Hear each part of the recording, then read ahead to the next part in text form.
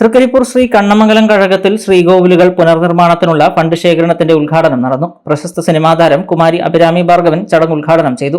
കണ്ണമംഗലം കഴകം ഉത്തര മലബാറിന്റെ യാദവ സമുദായത്തിന്റെ പ്രധാനപ്പെട്ട 4 കഴകങ്ങളിൽ ഒന്നാമത്തെ കഴകമാണ്. ഇവിടുത്തെ പ്രധാന ആരാധനാമൂർത്തികൾ ശ്രീ കണ്ണമംഗൽ തമ്പി, എരിഞ്ഞിക്കയിൽ ഭഗവതി.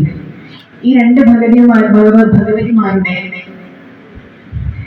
ശ്രീകോവിലിന്റെ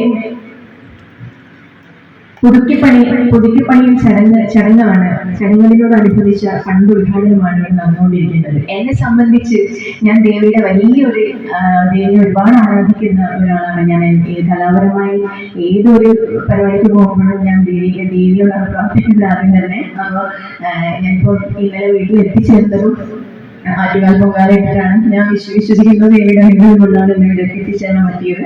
തുടർന്ന് ഈ ഒരുപാട് ചടങ്ങുകളാണ് ഈ പരിപാടിയോടനുബന്ധിച്ച് ഇനി നടത്തപ്പെടാൻ പോകുന്നത്.